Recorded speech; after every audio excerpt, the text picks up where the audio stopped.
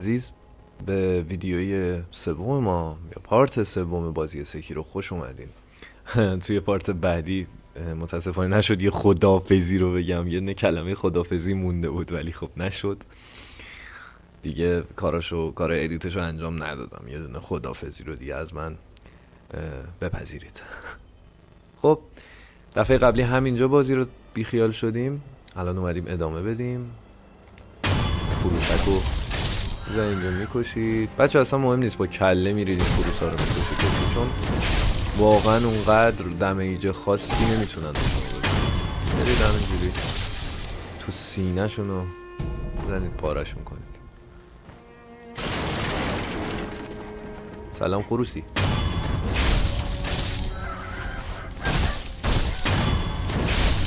و این خروس ها دارن 17 تا میدن، خیلی جالبه این مسئله. اینجا آیتم اینم بردارید و ترتمیزکاری اینجا رو انجام بدید. میایم اینور، اینجا هم ترتمیزکاری داریم. اینجا 2 نفر رو میبینم من و یه نفرم بچه این توه که از دیدتون قایم شده. اینو میاید سعی کنید نخورید به وسایل. اینو میاید از پشت میذارید میکشید. یه نایتمه برمیداریم میریم بیرون و میریم رو پای دوباره.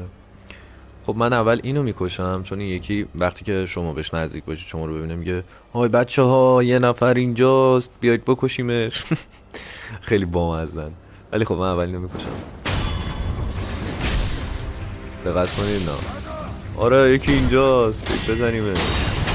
بخواب بابا دیوانه. خب در اینجا رو باز میکنید که داخلش یه دونه شینوبی تول وجود داره که ما به این شینوبی تول نیاز داریم. مرسی بابت این شینوبی تول زیبایی که به ما داد بازی. و 2 تا ترتمیزکاری دیگه داریم، میخوام به اینا هم رسیدگی کنم. اولا که این همون شاپیه که بهتون گفتم باهاش صحبت نکنید، NPCیه که نزدیک مینی باسه بود و اینجا توی 3 سال پیش شما میتونید ببینیدش، باش حرف میزنید و اینجا هنوز به یه بازرگان تبدیل نشده، داره صحبت اینو میکنه که اومده اینجا دزدی کنه و این داستانه و از اینجا برم و یه ذره اطلاعات میده که آره راهزنان ریختن شهر رو ترکوندن، چیزی که داریم میبینیم و میگه. و جلوتر توضیح میدم که چرا باید اینجا اینو میدیدید و باید باش حرف میزدید. آره اینم انجام شد. این 2 تا رو میتونید بکشید میتونید نکشید، ولی اول ترتمیزکاریه اون برای باید تموم کنیم.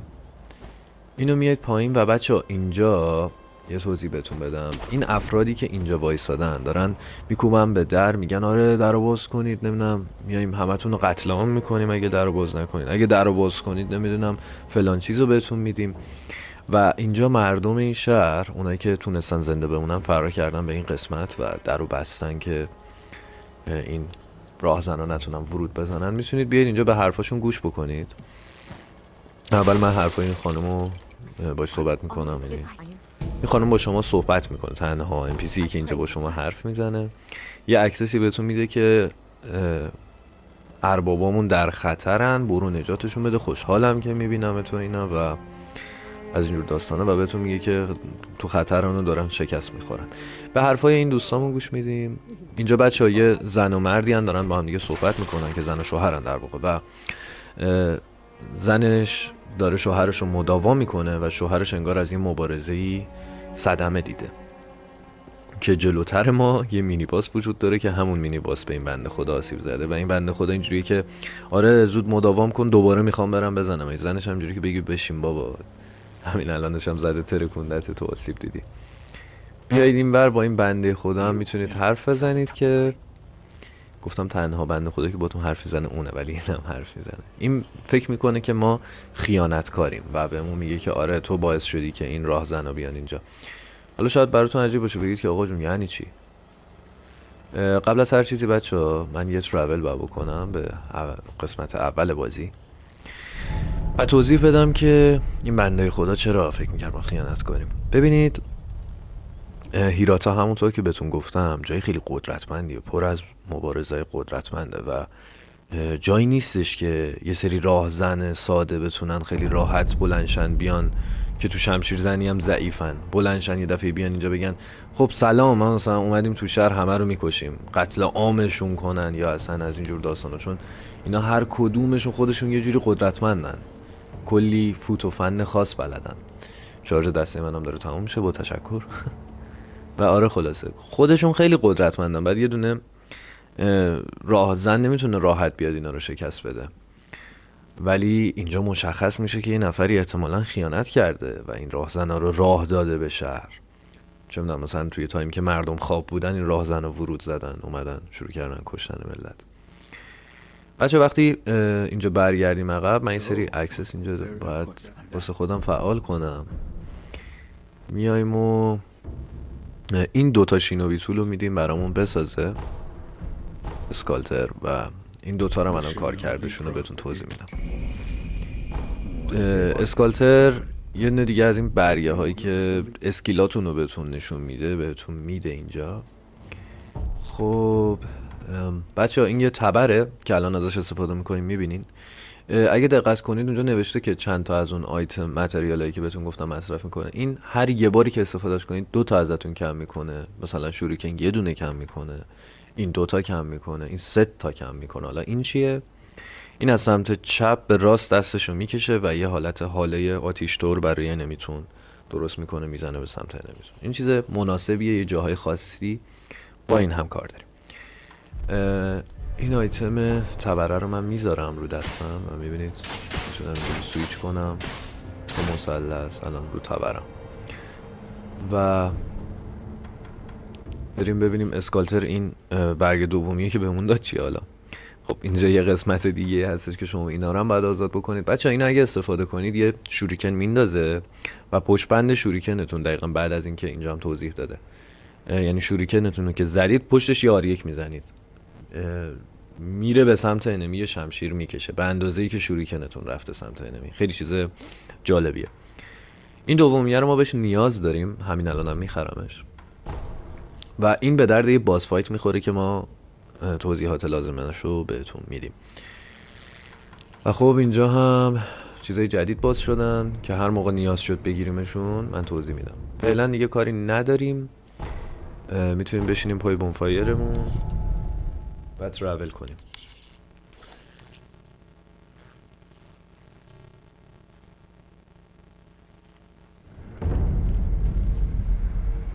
خب دوستان عزیز برگشتیم و اینجا داریم میبینیم که من یه چیزی رو فراموش کردم. آی بر من، آخ بر من. عیبی نداره، وقتی که برگشتم عقب بهتون توضیحش میدم. فقط بهتره که ببینید من الان قراره چی کار کنم.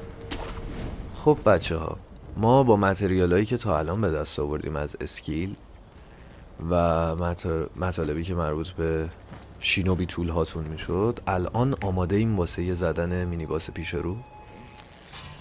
و مینی باسی که تو این منطقه هست رو میخوایم بزنیم، اون مینی باس قبلیه نه، اونو کلا فراموشش کنید. خب الان میام سراغ این 2 نفر و میخوام که بفرستمشون جهنم. شما خوش اومدی. آخ باش، اول اون یکی رو میزدم. آی آشغال.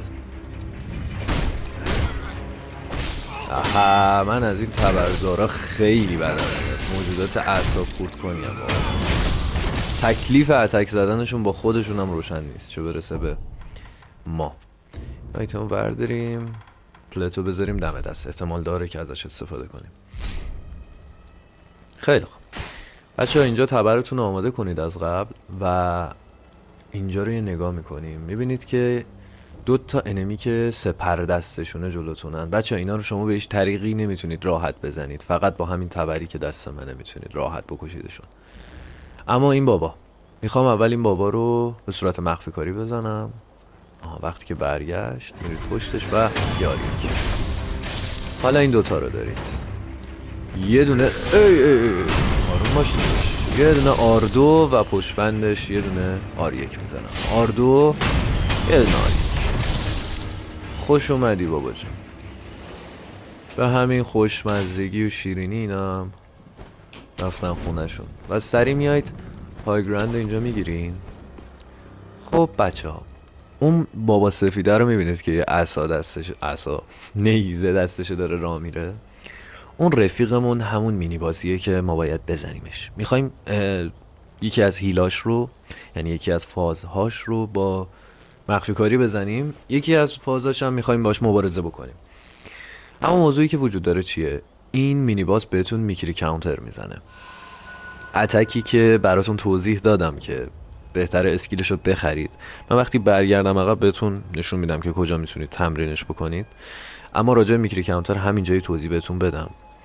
وقتی که کانجی میاد بالا سرتون، یه سری انمیا هستن توی بازی که از روبرو شمشیرشونو یا مثل این بنده خدا نیزش یا سلاحهای دیگر رو میارن به سمت شما. مثل این اتک ما دقت کنید، میبینید از جلو میاره که بزنه مثلا به شکم طرف. این حرکت میتونه میکری کاونتر بشه. جالبه که ما هم یه حرکت میکری کاونتر داریم.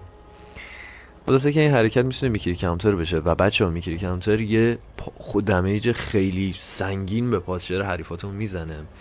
یه سری حریفای عادیتون هستن که مینی باسینا نیستن که وقتی این اتکو بهتون میدن، شما اگه این اتکو بگیرید درست، طرف وان شات میشه و خیلی اتک خفنیه و شما باید مکانیزم این بازی رو یاد بگیرید. مشکل اصلی مینی باسه نیست الان دیگه برای من. مشکل اصلی افراد دور و برشن. 2 نفر اونجا میبینیم، یه نفر کماندار اینجا بغل این گلا وایساده و یکی هم این پایینه. من میخوام بپرم، اینو خفت کنم، اون بنده خدا رو با شوریکن بکشم، برم تو برگاه، برم بالا و اون 2 نفر رو هم، یکیشونو با مخفی کاری و یکیشونو هم باش فایت کنم. کاری که انجام میدم و میتونید انجام بدید. میریم بالا و تمام. سری سویش میکنم رو این رفیقمون. 1 2 3 این تموم میشه. میشینم که مینی باس منو نبینه. یه موقعی میام بالا میشینم و میرم تو این گلابیا یا هرچی که اسمش هست. بعدش این بابا رو با مخفی کاری میزنید. بعدش سریع اون یارو رو میکشید و فرار میکنید. نمیکشید. تمام. داداش بیا اینجا بابا. کجا؟ میبینید مینی باسه اومد بچه ها. من دوست دارم که 2 تا فاز اینو، نه اون حرکت میکری کمترشه، من دوست دارم که 2 تا فاز اینو باش فایت کنم. ولی خب از اونجایی که داریم گیم پلی میگیریم و باید راحت ترین راهو به شما نشون بدم، پس راحت ترین راهو میریم و نمیریم دوبار باش مبارزه کنیم.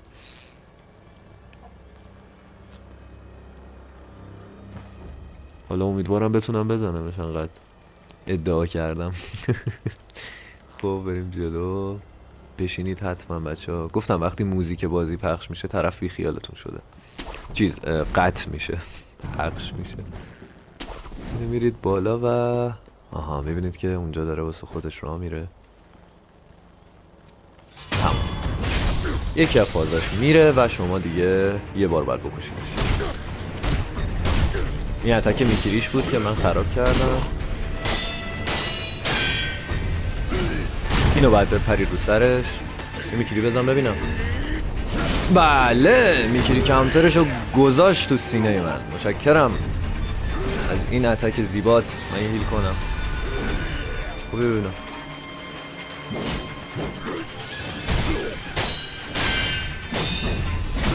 این میکری کاونتر بود و تمام. و یه دونه از اون تسبیحا که بهتون گفتم و بهتون میده هر یه مینی باسی که میکشید و تمام. برو خونتون بابا دلقک. اعصاب ما رو خورد نکن. خب یه آیتم اینجاست، برش میدارین و یه آیتم دیگه ای که اینجاست و میرید پای بومپایرتون. خیلی چست و چابک میشینید. بچه دقت کنید، من رستو که میزنم الان اگه بیام این بر میبینید اون مینی باسه دیگه اینجا نیست، چون که الیت به حساب میاد و دوباره اون زنده نمیشه. ولی اون یارویی که اونجا پریدیم خفتش کردیم اون هستش. خب میریم جلو. نیسته بدید من این چیز چک کنم. اوکیه. خب اینو میشینیم، میمیم بالا و یه خورده وای میستیم که این رفقامون برن.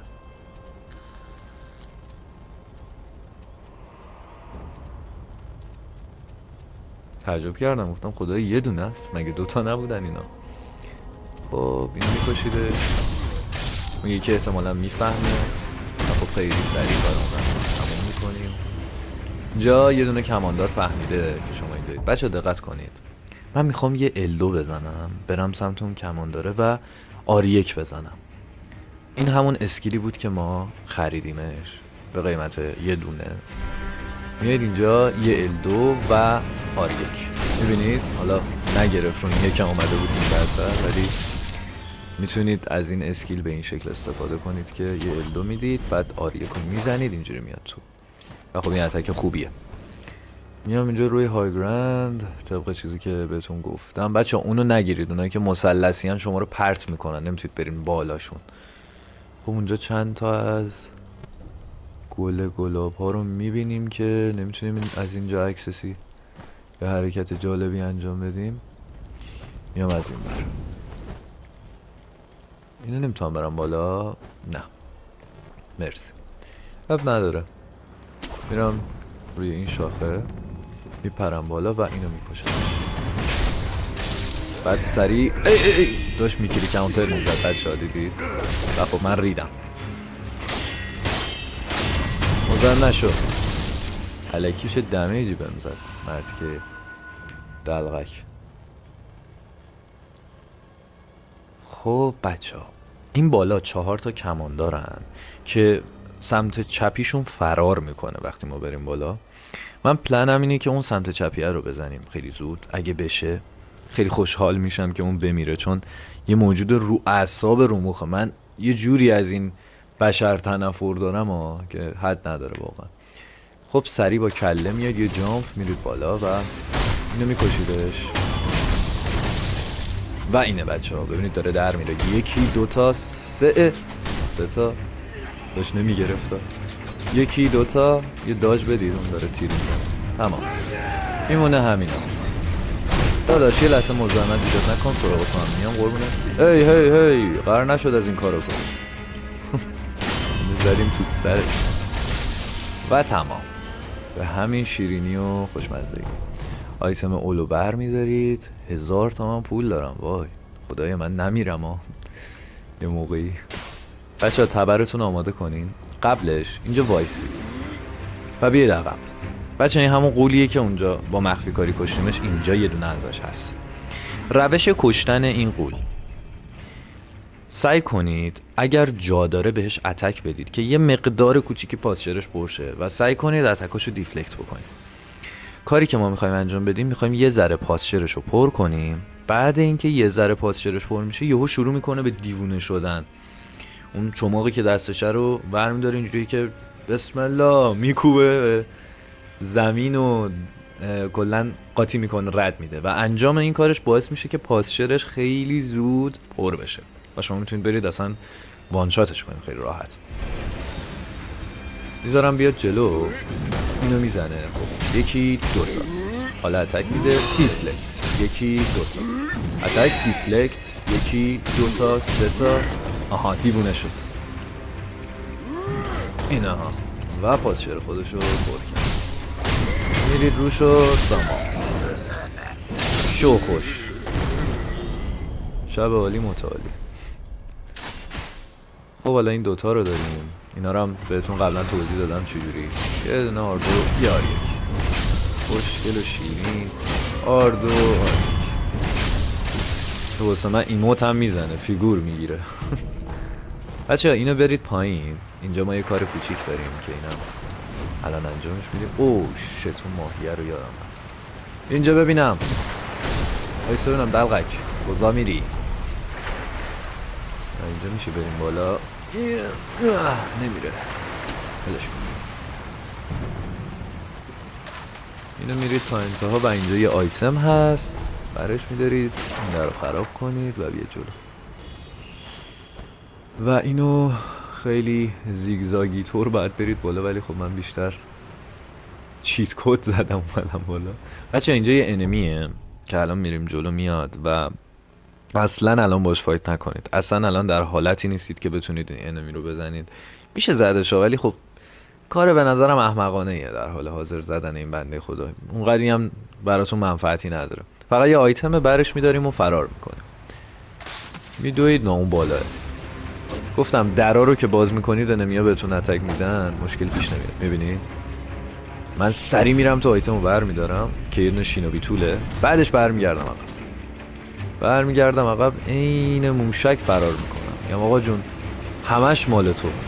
نه وای نه خدا رو شکر. فکر کردم خیلی جامپ زدم ولی به اون مقدار هم نبود. و به همین زیبایی کارای رفقای گلمونم اینجا کردیم. میریم این بالا و میریم اون جلوتر که ببینیم اینجا که داره میسوزه چه خبره. من اینه هیلم بزنم. مرسی. خب بچه ها، ایشون اول هستش یا جوق یا پدرخونده سکیرو.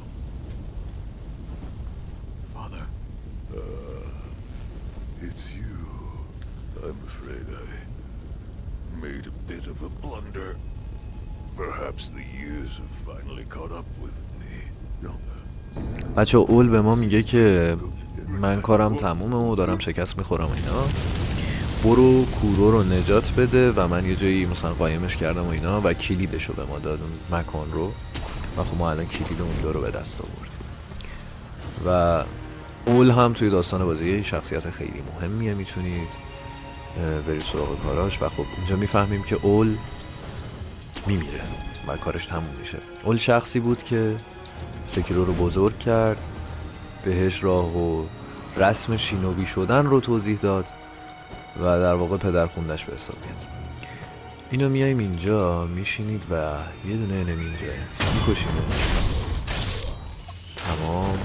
خب خدا رو شکر اینم اوکیه. بریم جلوتر و سویش میکنیم رو اون انمی که کمان داره. بچه ها کمان داره با 3 تا شوریکنتون میمیرن. 1 2 تا 3 تا. تمام. خدا بیامرزتت. اینجا این تبرداره رو داریم. من اینم میتونم به یه روش ساده تر بکشمش. پس پلن دارم که سمت راستیشو بکشم یا اگه بیام این بر، آره این بر رو میام اینو میکشمش و اینم چون میره رو فاز این که یه نفر اینجاست راحت میکشیدش. بعدش میمونه اون تبرداره و یه بنده خدای دیگه ای. بیا ببینم تبری. 1 2 تا 3 تا 1 2 تا 3 تا. تمام. حالا بیامرزتت، حتما سر خاکت میام رسیدگی میکنم. تو هم رفتی تو این فاز؟ خیلی خوب. خدا بیامرزتت. اون یکی کو؟ قضایی تبرداره کو؟ اینجاست. شما هم برید بعدت شم مرتیکه دلغک.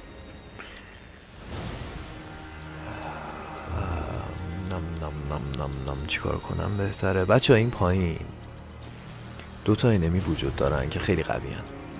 همون تایپ اتکشون دقیقا فوتوکوپی اون مینی باساییه که زدیم. من الان خورده میترسم باشون فایت کنم چون اگه یکی از میکری کانترشون رو نگیرم اینا میتونن منو وان شات کنن با میکری کانترشون. چند تا آیتم میدن، میخوام با کله برم و آیتما رو بردارم برگردم عقب و خب میدوام. یعنی 2 تا هن و همون تایپ اتک هم دارن و خیلی خطری. پلتو برداریم اینم برداریم و خدافظ. آره داداش تو خوبی. الان من اتکتو میخورم. یادمون باشه که حتما بیایم سراغ اینا یه خورده قوی تر شدیم چون الان اصلا آماده نیستیم واسه شون و خطرناکه. میتونیم بزنیمشون ولی کار ریسکیه و از اونجایی که من کلی پول دارم نمیخوام پولام به فنا بره. اینو میام بالا و یا اول فاز به همه جا سوخته و اینجا یه بمب‌فایره. میشینیم پای بمب‌فایرمون، رست رو میزنیم که هیلامون رو به اون برگردونن. خب خدا رو شکر به کارهای یه تیکه میتونیم کامل بپردازیم تو این ویدیو. بچه ها جلومون دوباره یه مینی باس دیگه هستش که یه خورده مینی باس سختی، یه کوچولو. اما به نظرم نه خود مینی باسش، محیط دورشه که اذیت کننده است و این جزو یکی از دلایلیه که من اومدم دارم ویدیو میسازم راجع به این بازی. از این محیطای به این شکل زیاد داریم توی بازی که اینجوری میرن تو مختون. احتمال داره که ما اینجا بمیریم زیاد، ایرادی نداره، ولی بریم کاراشو بکنیم. خب بچه ها، شما اینو که اینجا ایتمی نبود، نه اینو که مرسی، تا حالا تو من دی با شلوغ میکردی بمیر. اینو میتونید بیاید وانشات کنید یا اینجوری مثل من با شوریکن بزنید، فرق نمیکنه چیکارش میکنید. آیتماشو جمع میکنیم. خب میبینید که ماشاءالله تا صبح انمی های گرند رو بگیرید و بشینید، چون که اوه. خب بچه ها، اینجا شما چند تا کار میتونید بکنید. یکیش اینه که کماندارا رو با شوریکنتون بزنید که من همین پلنو دارم. این از این حذف میشه، میام عقب که انمی بعدی منو نبینه. خب الان که این تنهاست میپرم رو سرش با یاریک تمام و سریع بچه ها برمیگردم این بالا که این موقعی لو نرم. میام یه مقداری جلوتر تا اینجا که خوب پیش رفتیم و یه کماندار دیگه میبینید و 2 تا از این آتیش به دستا وایسادن اونجایی که کاراتونو بکنن. خب ما اون کماندار رو میتونیم حذف کنیم. یه دونه، 2 تا، 3 تا، 4 تا، 3 تا در واقع، 4 تا رو حالا از زیادی شمردم. خب یکیشونم اگه بتونیم خف کنیم دیگه عالیه. این منو میبینه همه جوره، بذار یه کاری کنم. یا ای لعنتی ریدم. نه مردش. خدا رو شکر مردش و دیفلکتمون میکنه یارو. اینم کشتیم و از توی خونه ها الان باید سرباز در بیاد. بچه ها نمیاد بیرون قربونتون برم. مرتی که بیشور چی؟ فوش دادی؟ یه پایین ببینم چی گفتی دلقک ها؟ شهرمار. وای من از این تبردارا بدم میاد، میرن رو مخ آدم. بمیر دلقک، فقط بمیر راحتم کن. خب بچه ها ترتمیزکاری ها رو خدا رو شکر تا اینجا اوکی انجام دادیم و اینجا هم چند تا آیتم برشون داریم. دیواین کانفتی مهمترین آیتم این بازی از نظر من. خیلی آیتم مناسبیه بچه ها و به وقتش که ازش استفاده کردم توضیحات کاملش رو میدم. بچه ها از این آیتم ها خیلی کمه توی بازیتون و زیاد از اینا استفاده نمی کنیم. تازه 2 تا گرفتیم و خیلی آیتم مهمیه. حواستون باشه که ازش زیاد استفاده نمی کنید، اصلا به این دست نزنید تا باسی که بهتون میگم. خب شاید بگید ترتمیزکاری اینجا انجام شد، خب باید یه بمب‌فایری، یه شورتکاتی چیزی باشه، ولی از این خبرها نیست. اون جلو مینی باسه و خیلی هم عصبانیه، اصلا خوشحال نیست. قبلش من میخوام بیام اینجا رو هم ترتمیزکاری کنیم، چون وقتی مینی باس رو شروع میکنید اینا هم میان بهتون کر میریزن، پس باید اینا رو هم بفرستیم خونه خودشون. اینجا 2 تا بودن. آها اون پشت وای میسته یارو. اینو حذف میکنید، بعدش سری میرید روی آریکو. مرسی. دیفلکتش کردم ولی میکیلیش نکردم. عاشق خودم هم واقعا. با همه اینا رو انجام دادیم، آیتم ها رو هم برداریم بریم جلو. خوب پیش رفتیم، مشکلی نیست. شوریکن آماده کنیم. خب بچه ها به این قسمت که میرسید کارتون سخت میشه، چرا که مینی باسه بعد این در باشه یا اون وسط ما نیست. بعد احتمالا همین جلومونه، یعنی پشت این دیواره است. اما میبینید که چقدر سرباز اینجاه یا اول فصل و خب اینش خیلی بده.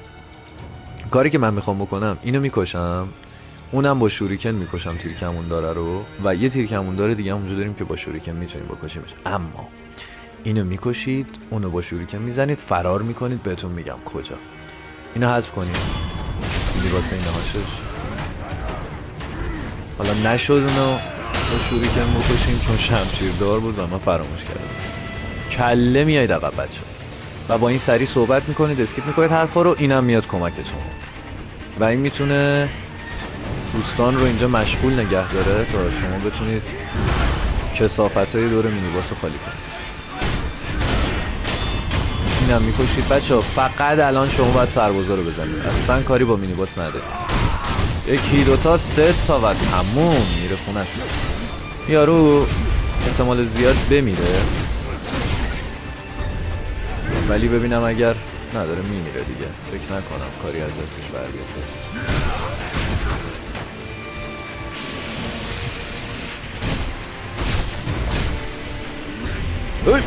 این گرپشو بچه ها اینو فرار کنید، کانجی میاد. اینو هیچ کاریش نمیتونید بکنید.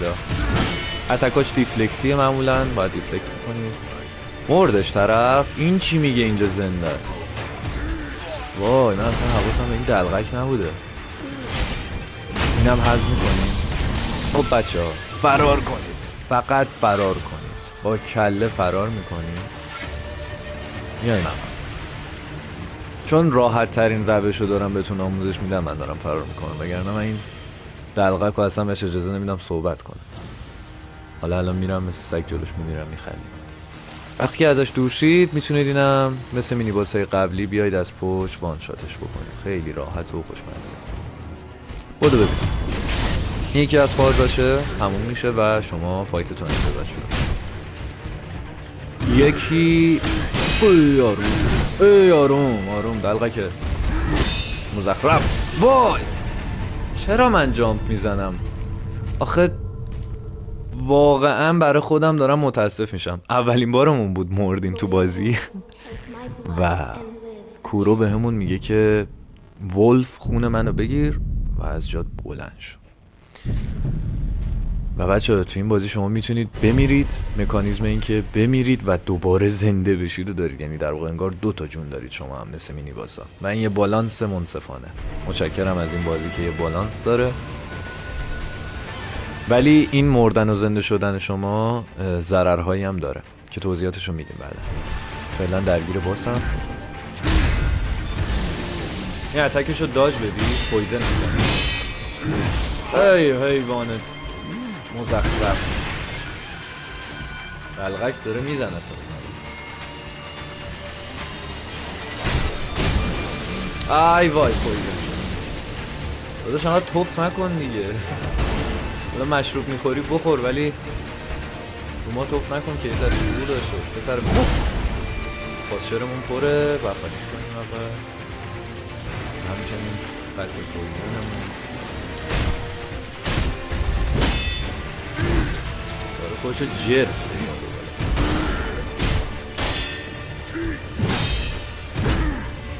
آروم باش. آها اینو باید بپریم. آروم باش. 2 تا کاری پشت سر هم اومد. وای الان استانمون میکنه طرف. پاسچرمون رو خالی میکنیم. خیلی خوب دمش کنیم.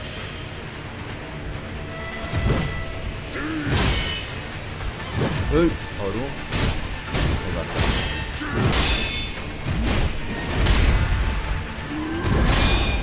بیایم عقب دوباره. پاسچرمون بره داره میدوه دنبال. زود پاسچرم پر میشه بخاطر اینه که خونم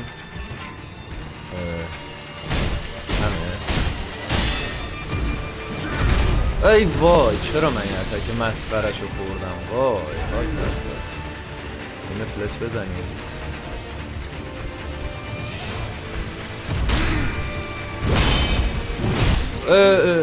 پاک برد فقط بد دارم واقعا حالم داره خودم برم ببینم. از شعرمون پره. مهمه که زنده بمونیم بچه ها. چیزی جز زنده موندنتون مهم نیست.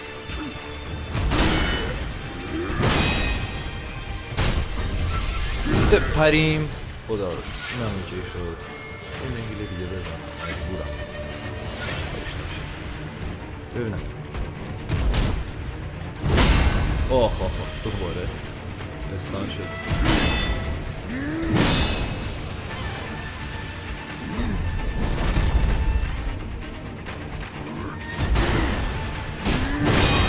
آها و تمام. برو خونتون پسر خوب.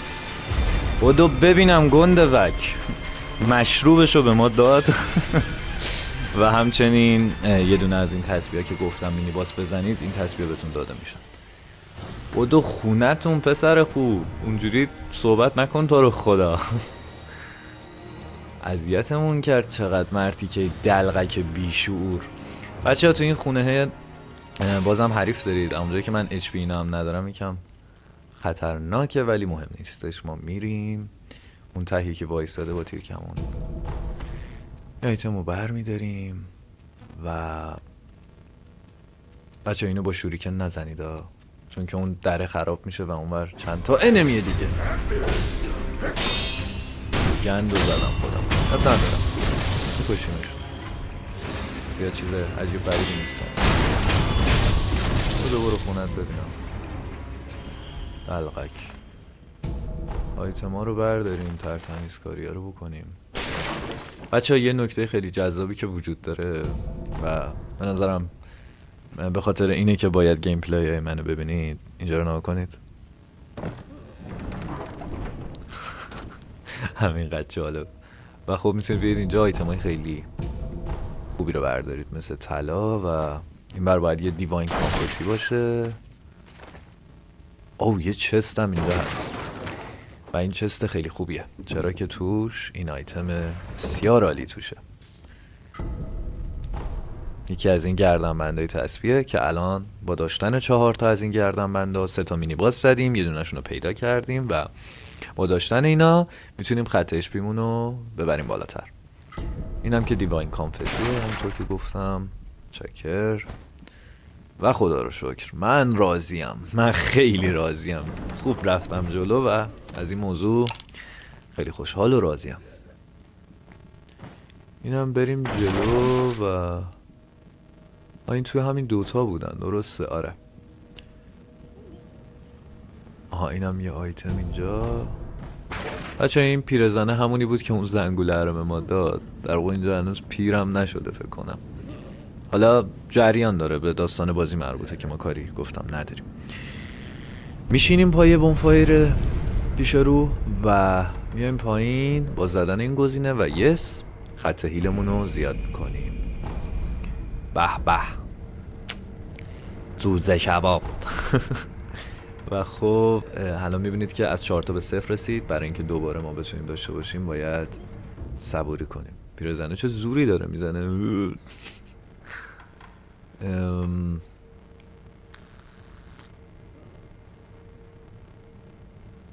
نه نکنیم این کارو بهتر. خواستم یه چیزی بخرم چون 4 تا از این اسکیل پوینت ها داریم ولی فعلا نگیریم.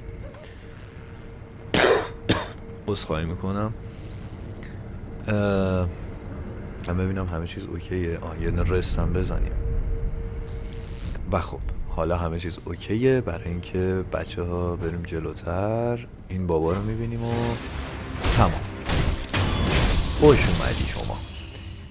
خب بچه با این NPC میتونید حرف بزنید که کور هم شده اگه به چشمش دقت کنین.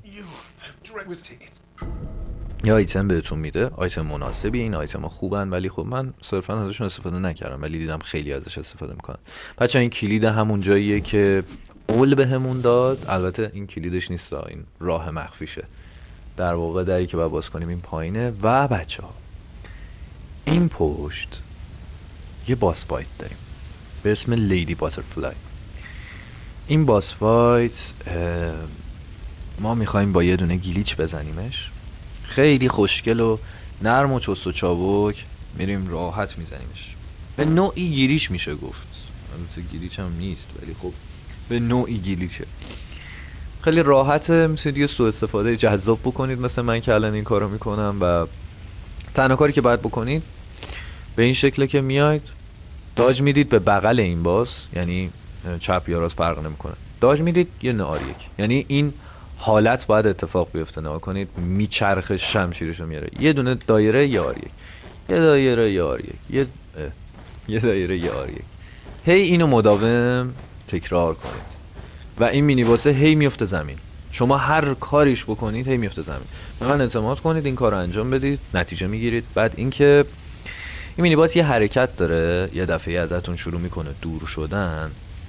چند تا بگم باترفلای یا حالا پروانه درست میکنه که این پروانه ها یهو همشون هجوم میارن بهتون. وقتی این کارو کرد، دور منطقه باس هی شروع کنید به دویدن که اونا میس بره، چون اونا اگه همشون بهتون اصابت کنه عملا وان شاتید. اتفاق بعدی که حرکت بعدی که داره اینه که یه سری کلون درست میکنه از خودش و اون کلون ها شروع میکنن به شما حمله کردن و در واقع کلون خودش نیستن، چند تا توهمن که درست میکنه و اون توهما شروع میکنن به سمت شما اتک دادن. اگر هم از اونا هم فرار بکنید بعدش به اون باترفلای ها تبدیل میشن، یعنی سعی نکنید بزنیدشون اونا رو، چون الکی خودتون رو مسخره کردید. کاری که میکنم رو انجام بدید دیگه. در رو باز میکنیم و چقدر زیباست این محیط باس فایت، یعنی اوف. و بچه اون بچه‌ای که اونجا وایساده در واقع کورو هستش.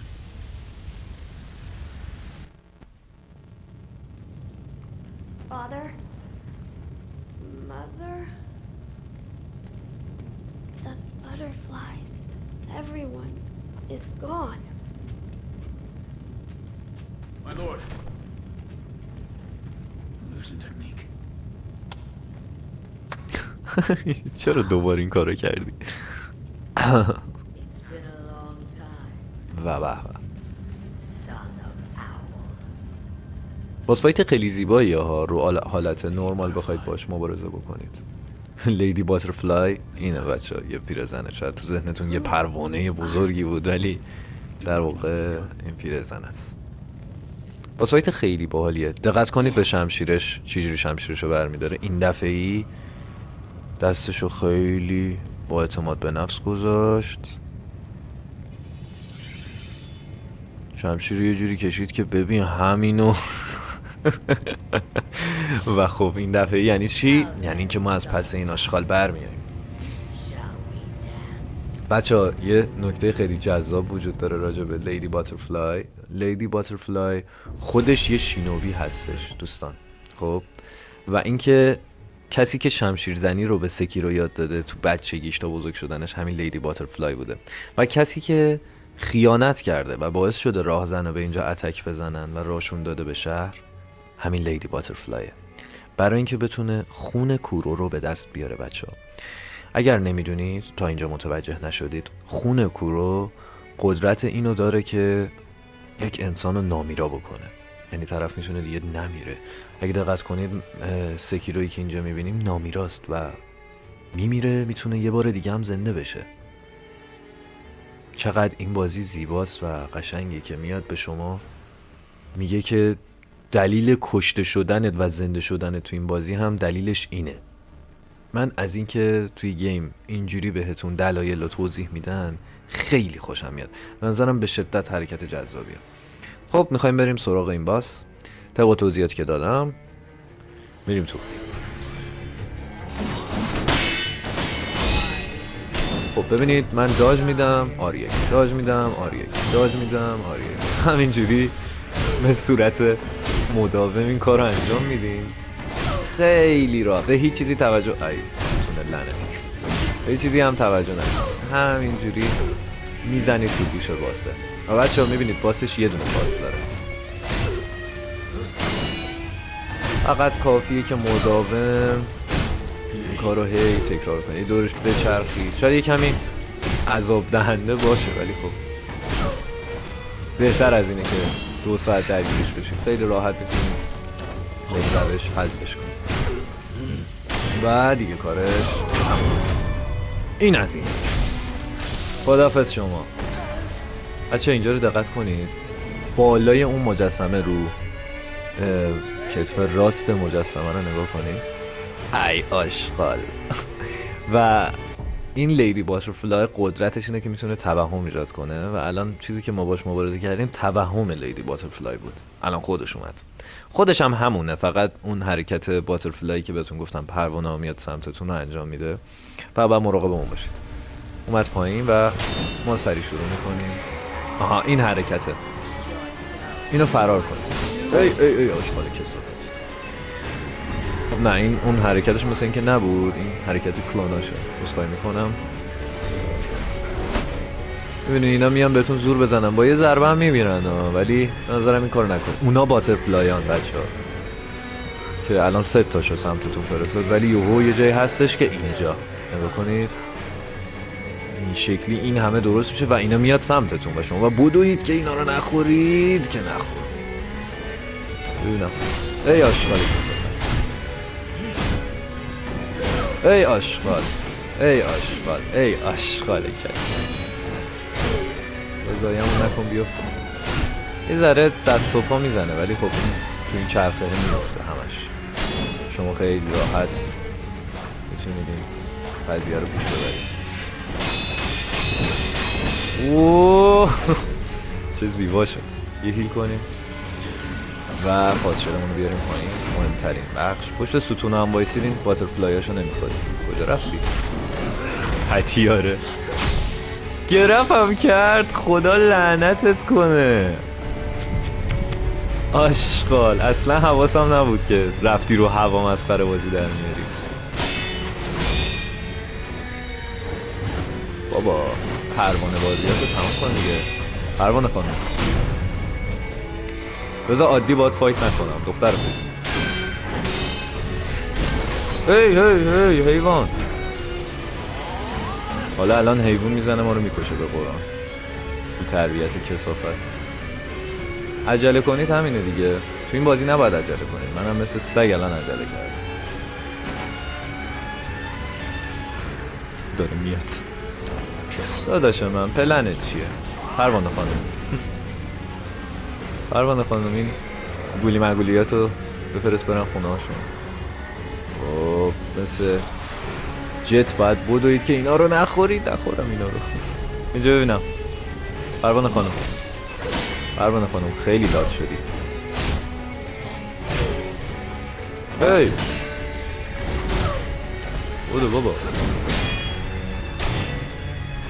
خب مداوم اگه اجازه دادن این خانم محترم مداوم میندازیدشون تو این من تبر رو ببین تو. نه دیگه خودمون هم کمه، میترسم یه موقع سر این باترفلایاش بمیریم.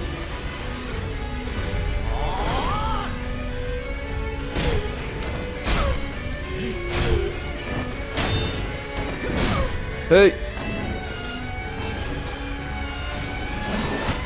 بچه وقتی هم رفت بالا با یه دونه شوریکه میتونید بیاریدش پایین. اینو فراموش کرده بودم یه لحظه یادم افتاد.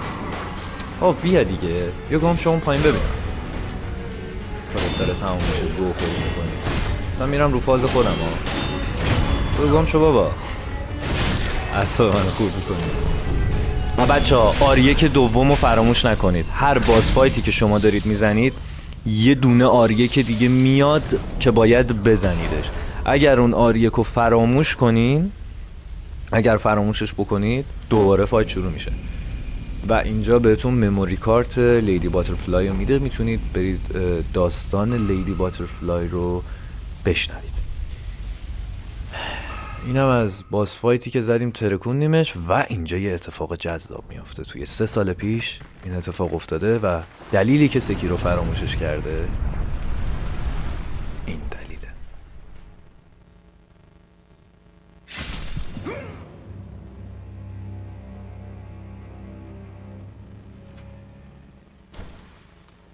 به این شمشیر خیلی دقت کنید چون ما با این شمشیر کار داریم و در واقع توی 3 سال پیش گرگ ما یا سکیرو کشته میشه.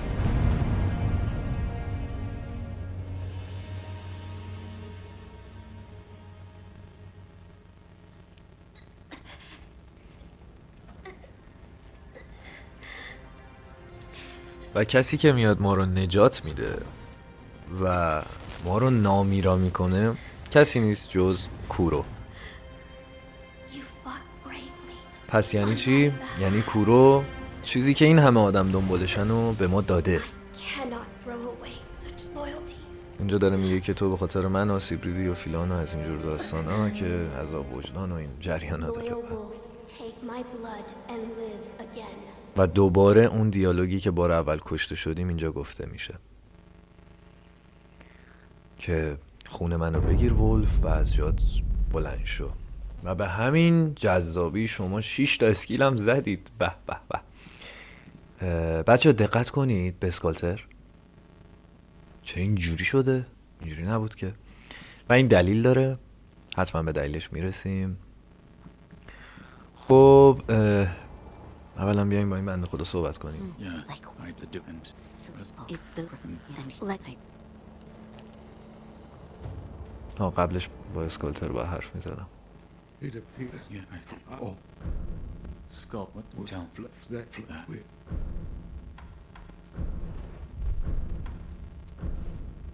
بچه ها میتونید درینک بکنید با کرکترها. الان ما یه درینکی گرفتیم و توی درینک کردن با کرکتراتون بهتون یه سری چیزای خاص رو میگن که خیلی مهمه این داستان، ولی میتونید با حتی این خانومه میتونید با این اسکالتره بخورید، ولی فعلا این کارو نکنید. بهتون میگم کجا. I'm glad. آها خب فعلا اینجا اتفاقی نیفتاده. بذار ببینم. نه اتفاق عجیب غریبی نیفتاده، ولی به اون حالت اسکالتر دقت بکنید. حتما بعداً بهتون توضیح میدم دلیلش چی بود. خب بچه کارای 3 سال پیش رو ما به طور کامل انجام دادیم، به جز اون 2 تا شاولینه که اونا رو هم حتما ما میریم براتون میزنیم. زیاد چیزای عجیب غریبی نیستن که درگیرشون نشید. و بذار ببینم همین الانم میتونم برم سراغشون دیگه، چون من اینجا چیز جدیدی اضافه شده. آره بچه اگر دقت بکنید زیر اون 4 تا تسبیح الان یه دونه مموری کارت داریم.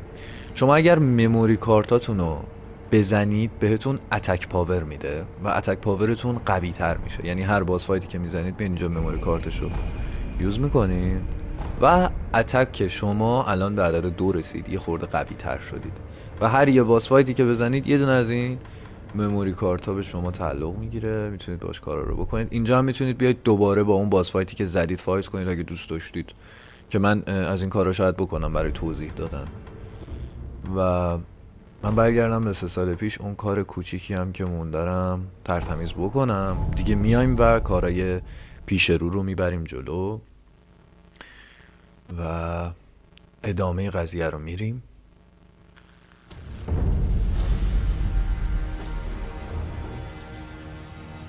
بریم پایین. فکر کنم فال دمیج هم بخوریم اگه یه ضرب دری چیزی این وسط ها ندیم که خوردیم. اب نداره یه نپلت میزنم.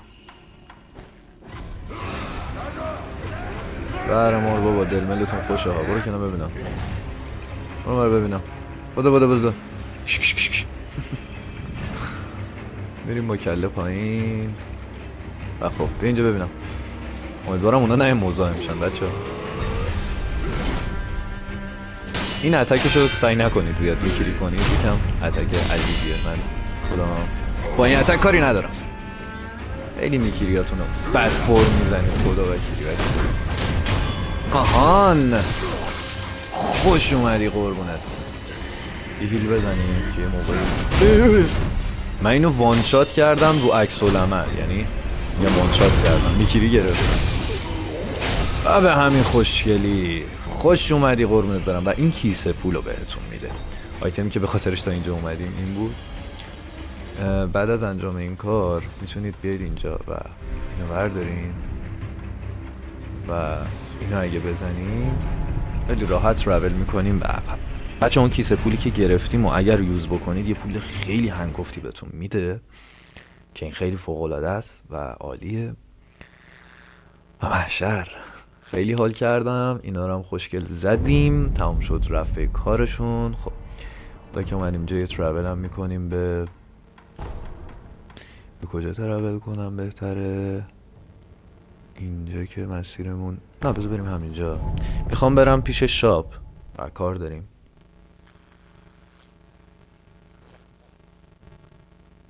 اگه دقت بکنید من الان نزدیک 20,000 تا سکه دارم. کلا نمردیم به جز 2 بار که خودم هم زنده کردم. میتونید دیگه با اینا فایت نکنید و الکی به نظرم درگیر انمی هایی که یه بار کشتید نشید تو این بازی ها. و کاری که بکنید اینه که خیلی ریلکس از بغلشون رد شید بیاید بالا. اگه میخواید فارم کنید فقط وایسید بزنیدشون. من میخوام این کیسه پولا رو بخرم که حداقل 300 تا پولمو سیف کرده باشم. پلتم میخرم کل پلتاشو و دیگه آیتم به درد بخوره این شاپ نداره. من دیگه با این شاپ هیچ کاری ندارم. اون مال کارت فدات شم. و 5 دقیقه دیگه هم تایم ویدیومو پر میشه. قبلش من یه سری کارهای باقی مونده که مونده رو اونا رو ترتمیز بکنیم، بقیهش میره واسه ویدیوی بعدی. خب میایم پیش این بنده خدا که توی 3 سال پیش دیدیمش. الان باش حرف میزنید و این رفیقمون اینجوریه که من تو رو توی 3 سال پیش دیدم و 10 تا سکه از همون میخواد که بهمون بگه که کجا ما رو دیده و ما اون 10 تا سکه رو میدیم. بعد میگه 20 تا سکه دیگه هم بده که من بهت اطلاعات بدم. مردی که گدا 20 تا رو بهش میدیم و سکی رو بهش میگه که من یادمه تو رو توی 3 سال پیش، اطلاعاتی هم که دادیرم میدونستم و الکی ازم پول گرفتی. مردی که دلقک. و یارو هم اینجوریه که خب باشه حالا که اینجوریه بیا مثلا 2 تا آیتم بهت میدم در ازای اون 30 تا سکه‌ای که دادی که آیتم اول رو بهتون میدم. من این آیتم اول رو نیاز داشتم. الانم بهتون فعلا چیزی نمیفروشه ولی این حتما میاد بهتون آیتم اینا میفروشه. میتونید بیاد ازش آیتم های زیادی بخرید. خب بچه ها اینجا 2 تا اگوری بگوری میبینید که این 2 تا رو خیلی راحت میزنید. اگر به حرفای این NPC گوش بکنید بهتون میگه که کسایی که رد آی هستن چشمشون قرمزه. حالا رد آی فکر نکنم معنیش میشه چشم قرمز، ولی به کسایی که چششون قرمز رنگ میشه میگن رد آی توی دنیای سکیرو. میگه این اشخاص به آتیش حساسن و داره راجع به کی صحبت میکنه که رد آیه و نزدیک ماه. اون مینی باسی که اونجاست. اگر با اون مینی باس فایت کنید چشماش قرمزه بچه ها. خب و کاری که این مینی باس میکنه خیلی اصلا چیز وحشتناکیه. یعنی قشنگ اذیتتون میکنه ها. یه مینی باس غول عجیب غریبه.